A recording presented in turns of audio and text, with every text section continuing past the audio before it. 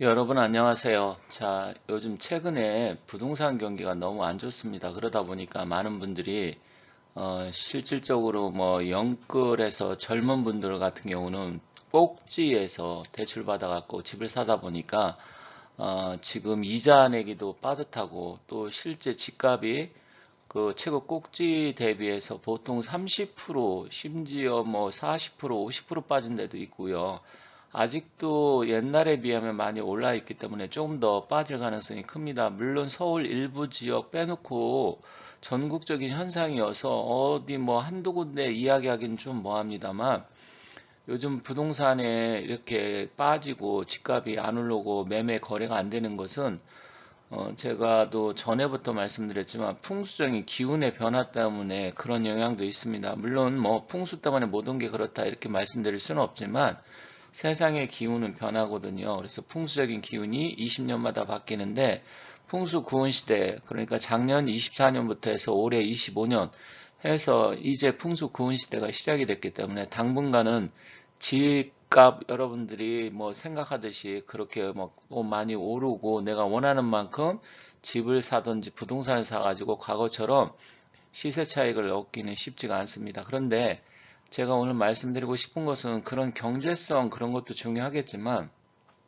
집이나 아파트, 부동산 이런 부분에서 사면 안 되고 또 거기서 주거를 하면 안 되는 자리들이 있어요. 그래서 그런 부분을 한번 알아볼까 합니다. 지난 시간에는 집이나 아파트, 이 부동산의 출입문 방향에 따라서 운이 바뀌고 또 가족의 운을 결정한다 이런 영상을 올린 게 있는데 그거 못 보신 분은 그 영상을 좀 같이 해서 올려놨으니까 봐주시면 좋겠고요.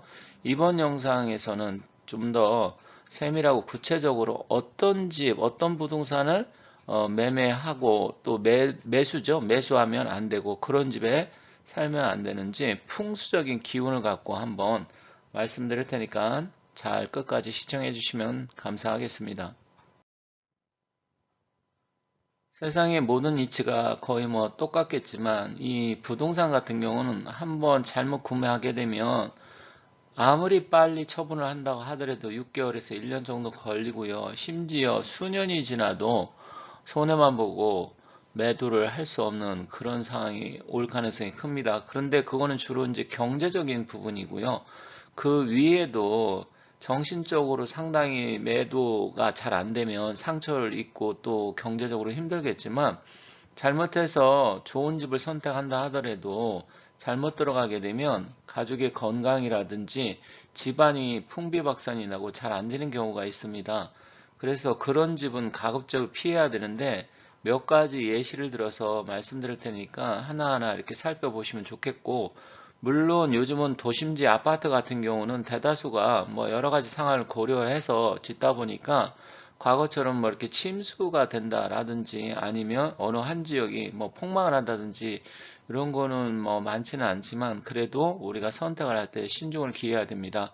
그래서 굉장히 많은 경우의 수가 있지만 오늘은 몇 가지 정도로 들어서 말씀을 드릴 테니까 끝까지 한번 잘 시청해 주시면 많은 도움이 되지 않을까 이렇게 생각을 합니다.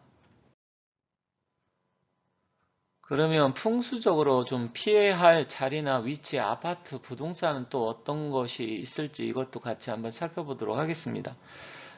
물론 뒤에서 사진을 보면서 하나하나 제가 좀 더 구체적으로 이렇게 말씀을 드리기로 하고요. 일단은 도심지 중에서도 저지대, 그러니까 상습 침수 지역이 있어요. 서울 같은 경우도 강남역 사거리 일대라든지 아니면 대치동, 뭐 그 일대에도 과거에 비가 왔을 때 엄청나게 침수가 되었잖아요. 그런 데 같은 게 한번 침수가 되면 특히 상가 같은 데는 물건이라든지 진열에는 뭐 이런 게 완전히 쑥대밭이 되어 버립니다. 그래서 그런 부분이 좀 피해야 될 자리고요. 해안가 범람 지역, 또 여기도 침수가 상당히 심합니다. 그리고 계곡이나 골짜기, 급류가 평상시 많이 있었던 그 위치, 지역 근방, 이것도 피해야 됩니다. 또 산비탈, 전원주택, 올해도 사실 여러분들 요 올해 불이 나가지고 경상도, 의성, 뭐 아니면 산천, 전라도 올해 25년 엄청나게 불이 많이 났잖아요. 근데 이 산비탈도 이게 화재의 위험성도 좀 있고요. 이번에도 수많은 인명피해가 있으면서 산비탈 이쪽에 계셨던 분들이 엄청난 피해를 입었어요. 이거는 산사태, 눈사태 위험성 또한 있습니다. 그래서 이건 좋지가 않습니다. 그리고 산속 나홀로 펜션이나 나홀로 전원주택지 이런 것도 굉장히 좋지가 않아요.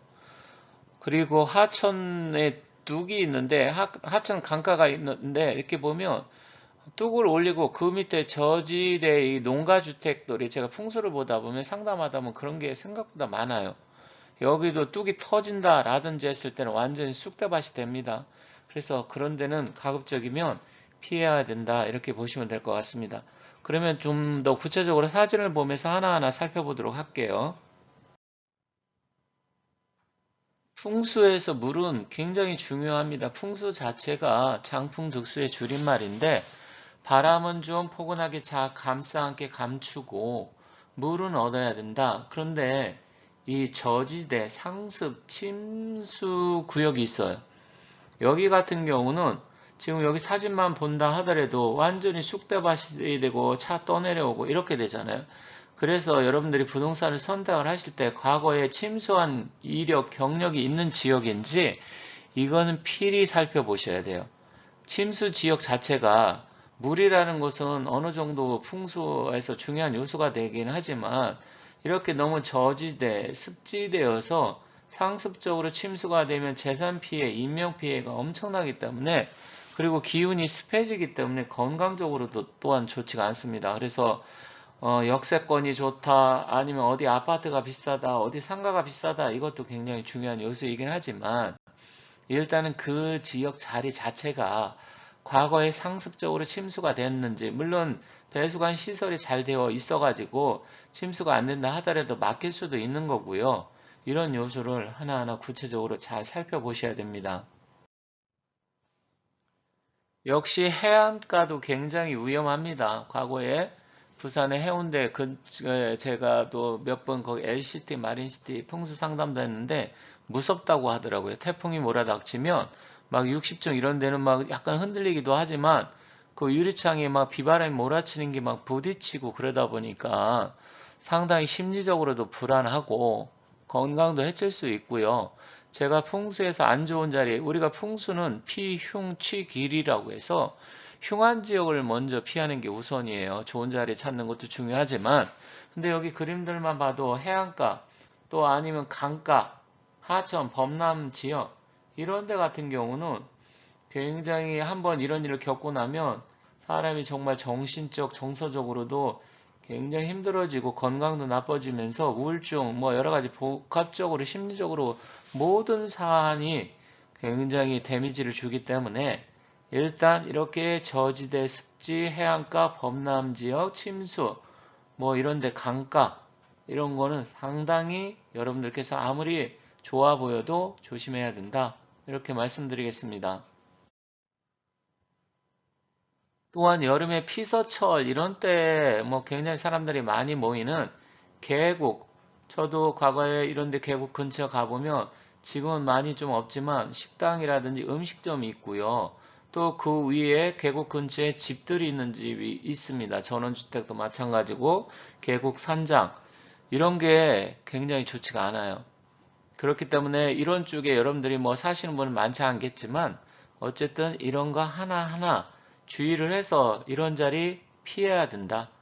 잘못해가지고 비가 많이 오고 급류에 휘말리게 되면 순식간에 빠져나오지도 못할 정도로 해서 물이 차고 결국 음기가 굉장히 강해지는 지역이어서 이런 쪽에 오래 살게 되면 급류가 뭐 휩쓸려가지고 급류에 휘말리지 않고 휩쓸리지 않는다 하더라도 몸이 굉장히 병이 날 수가 있고요. 습병이 생길 수도 있고 혈액순환기 계통에 상당한 문제가 생길 수가 있습니다. 요즘 심각해지는 게 양평이나 가평, 물론 또 그 위의 지역도 바닷가 같은데, 그런데 보면 전원주택 단지가 망한 곳이 엄청나게 많아요. 저는 애초에 풍수적으로 전원주택을 상담할 때 추천드리지 않는데, 일단은 뭐 과거 5년 전, 10년 전 세컨하우스 개념을 해서 굉장히 바람이 불었잖아요. 그리고 또 펜션. 그런데 나홀로 펜션, 나홀로 전원주택, 또 산비탈 전원주택 단지 이런 데가 있습니다. 이런 데 같은 경우는 사실 뭐 풍수적으로 좋지가 않아요.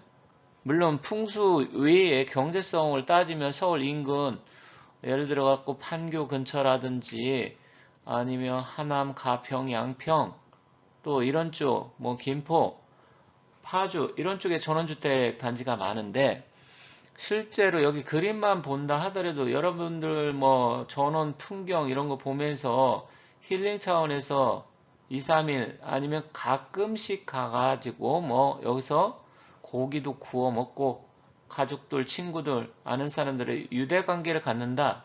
이런 차원, 힐링 차원에서는 뭐 좋을 수 있습니다.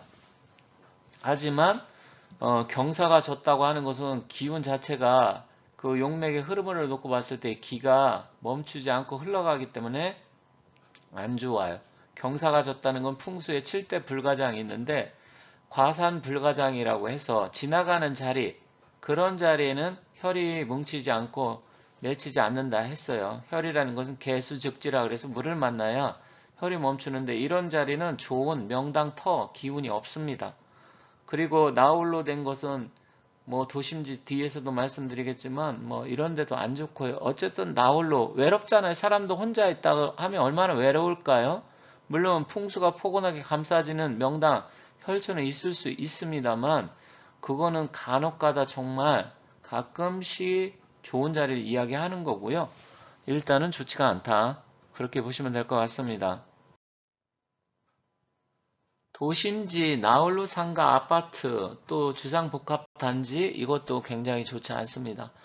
나홀로 아파트 잘 투자하신 분은 뭐 가끔씩 뭐 경매하시는 분들이라든지 유튜브 보면 이런 얘기 저런 얘기 긍정적으로 많이 이야기하시던데 사실은 뭐 경제적으로 경매를 받았을 때 이익은 취할 수는 있겠지만 사실은 뭐 그렇게 풍수적으로 좋은 게 아니에요. 그리고 건물 가운데가 뻥 뚫린 데도 좋지가 않고요. 여러 가지가 있습니다. 하나하나 다 사례를 들어서 이야기하기에는 시간이 너무나 많이 흘러가고 또 오래 걸리기 때문에 앞으로 차차 하나 둘씩 어떤 자리가 안 좋은지 또 어떤 자리가 좋은지 그러면 사람들이 생각할 때 아무데나 살면 되고 좋은 집 살면 되고 역세권 가까운 데 살면 되지 뭐가 그렇게 복잡해 이렇게 생각할 수는 있어요. 뭐 그거는 그분 말씀이 뭐 틀리다 이런 이야기 하고 싶진 않아요. 모르기 때문에 당연히 그렇게 할 수 있다 이렇게 생각하고요. 하지만 정말로 내가 건강하고 개운발목하고 좋은 자리 가고 싶고 부자 되고 싶고 빨리 발복하고 싶다? 그러면 좋은 자리를 선택을 해야 됩니다.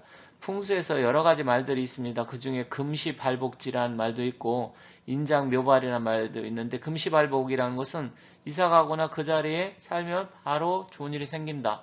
그리고 인장묘발이라는 것은 인시에 장사를 지내면 그 터가 좋으면 묘시에 바로 발복한다 이런 말들도 있습니다만 어찌됐건 하나하나 좀 잘 따져서 선택을 해야 된다 이렇게 생각합니다. 자, 지금까지 시청해 주셔서 감사드리고 앞으로도 좋은 내용을 갖고 찾아뵙도록 하겠습니다. 감사합니다. 이렇게 해서 대여섯 가지 예시를 들면서 이런 부동산이나 아파트를 구매하면 폐가망신하는 자리 말씀을 드려봤습니다. 물론 이 외에도 굉장히 많습니다. 왜냐하면 이 풍수에서 중요한 건 뭐냐면 피흉취길입니다. 즉 내가 좋은 자리, 명당 자리 이런 거 찾는 것도 중요하지만 일단 흉지를 먼저 피하라 했습니다. 그래서 안 좋은 자리를 먼저 말씀드린 거고요.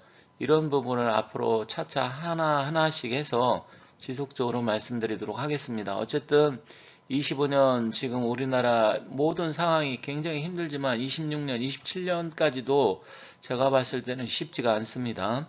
그래서 부동산에 혹시 여러분들이 관심을 갖고 매수를 하려고 하시는 분들은 조금 더 때를 기다려보고 조금 더 확인하셔라. 그리고 풍수적인 기운을 살펴보고 가야 그래도 그나마 경제적인 부분 피해도 적게 하고 또 개운 발복 가족의 그 건강이라든지 가족의 여러 가지 뭐 일들이 있는데 그런 운기를 좋게 할 수 있기 때문에 그런 부분을 잘 명심하시면서 앞으로 선택하시면 좋을 것 같습니다. 그리고 앞으로도 이런 영상을 많이 올리고 실생활에 도움되는 영상을 많이 올릴 테니까 지속적으로 많은 시청 부탁드리고 구독과 좋아요도 눌러주시면 감사하겠습니다.